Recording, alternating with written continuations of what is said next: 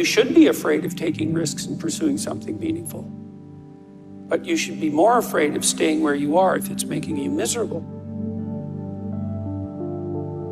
You're paying a price by sitting there being miserable. You might say, well, the devil I know is better than the one I don't. It's like, don't be so sure of that. The clock is ticking. Yeah, and if you're miserable in your job now and you change nothing, in 5 years, you'll be much more miserable and you'll be a lot older.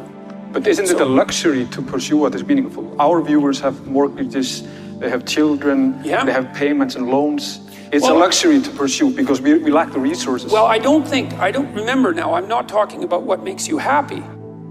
It's a luxury to pursue what makes you happy. It's a moral obligation to pursue what you find meaningful. And that doesn't mean it's easy. It might require sacrifice. If you need to change your job too, let's say you have a family and children and a mortgage, you have responsibilities. You've already picked up those responsibilities. You don't just get to walk away scot-free and say, well, I don't like my job, I quit. That's no strategy. But what you might have to do is you think, well, this job is killing my soul. All right, so what do I have to do about that? Well, I have to look for another job. Well, no one wants to hire me. It's like, okay, maybe you need to educate yourself more. Maybe you need to update your curriculum vitae, your resume. Maybe you need to overcome your fear of being interviewed. Maybe you need to sharpen your social skills. Like, you have to think about these things strategically. If you're going to switch careers, you have to do it like an intelligent, responsible person. That might take you a couple of years of effort to do properly. We're built for struggle, us human beings. We're built to contend with the world. We're built to contend with reality. You want a challenge, and the best way that you can take on a challenge, because a challenge fortifies you. So you don't want to be secure, you want to be strong. And you get strong by taking on optimal challenges. And so you lay out your destiny in the world, and you take the slings and arrows of fate, and you make yourself stronger while you're doing so. And you might fail, and fortune might do you in, but it's your best bet. And you know, people have extracted unbelievable successes out of catastrophic failures. And I'm not saying that in a naive way. I know perfectly well what happens to people. You know, you're doing fine in life and then you get cancer, and then 6 months later you're dead. And all the heroism in the world isn't going to save you at that point. But that's not the point. That's not the point. Life is bounded by mortality. But that doesn't mean that you don't get out there and contend, and you develop by contending, and you minimize the net amount of suffering in the world. And that's something, man, that's something to do. Compare yourself to who you were yesterday, not to who someone else is today. Because you need to have a hierarchy of improvement. You need to be aiming for something, and that means you're going to be lesser than people who've already attained along that dimension.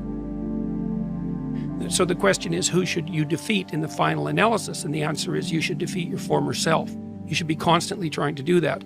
And you're the right control for yourself too, because you're the one who's had all your advantages and disadvantages. And so if you want to compete fairly with someone, then you should be competing with you. If you're improving yourself, then what you are doing is competing with your lesser self. And then you might also ask, well, what is that lesser self?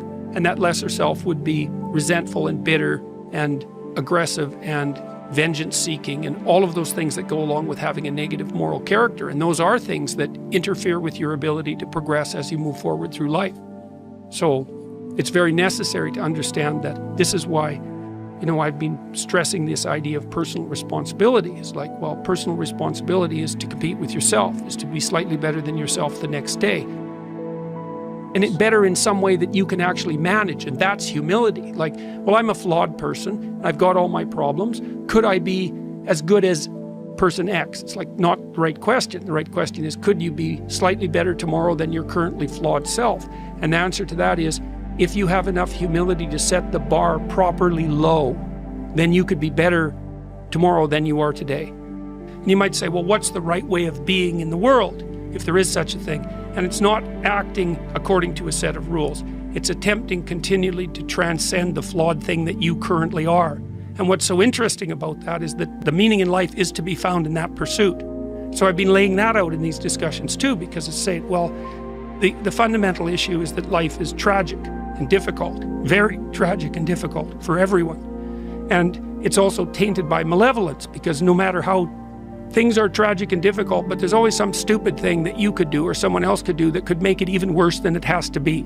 So that's life. And you need an antidote to that, because that can embitter you. constant contact with that. Just the tragedy, but the tragedy combined with betrayal and malevolence, that makes it even worse, especially if it's self-induced. Okay, so you need something to set against that so you don't get bitter and resentful. Well, what do you set against that? Doing something worthwhile. By your own definition, say. You need some reason to get the hell out of bed on a terrible day because you've got something good to do. Well, what's the best thing you can do? Transcend your current wretched and miserable self. There's meaning to be found in that, and that's a meaning that's associated with responsibility. One of the things that I've been trying to lay out clearly is that life is hard. It's tainted by malevolence and betrayal. That can make you bitter. You need a meaning to offset that. Where's the meaning to be found? Not in rights, not in impulsive pleasure, but in responsibility. You take responsibility for yourself, so you take care of yourself. If you're good at it, you have some excess left over to take care of your damn family. If you're good at both of those, then you have some excess left over to take care of your community. Those are heavy burdens. You pick up the burdens, you find that's meaningful. The best way to pick up the burden is to continually improve yourself, and that's where the meaning is to be found. And so that meaning is in the continual self-transcendence. That's letting your old self die and the new self be reborn. Even if things are going really well for you now, there's going to be a time in the future where things are rough.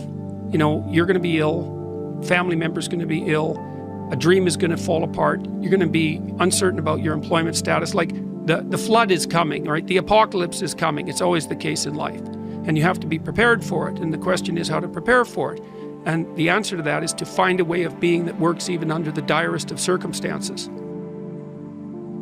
You've got the possibility to slowly raise yourself out of the mire. You've got the possibility to do just what the fighter does when he's defeated, which is to say, well, regardless of the circumstances that might have led to my defeat, like even if there were errors on the part of the referee, this is no time to whine about it. This is a time to take stock of what I did wrong so that I could improve it into the future. And that's the right attitude. The point is, your best strategic position is, how am I insufficient and how can I rectify that? That's what you've got. And the thing is, you are insufficient and you could rectify it. Both of those are within your grasp if you aim low enough. And I don't mean don't aim, and I don't mean don't aim up, but you have to accept the fact that you can set yourself a goal that you can attain, and there's not going to be much glory in it to begin with. Because if you're not in very good shape, the goal that you could attain tomorrow isn't very glorious. But it's a hell of a lot better than nothing, and it beats the hell out of bitterness, and it's way better than blaming someone else. It's way less dangerous. And you could do it. And what's cool about it, it's one step on a very long journey. And it starts to compound on you. So a small step today puts you in a position to take a slightly bigger step the next day, and then that puts you in a position to take a slightly bigger step the next day. And you do that for 2 or 3 years, man, you're starting to stride. I don't know how many people have come and told me, it's so strange. They said, well, I started making my bed and that made all the difference. It's like, well, yeah, you decided to aim up, man. And the first concrete instantiation of that was that you made your bed. And you think, well, that's nothing heroic. It's like, no, but aiming up is heroic. That's something. And then lowering yourself to the point where you're not above the mess in your room. You know, you're not superordinate to that. You lower yourself so that you straighten up. You're grateful for what you have right in front of you, and you take care of it and you put it in order. It's like all of a sudden things start to get better.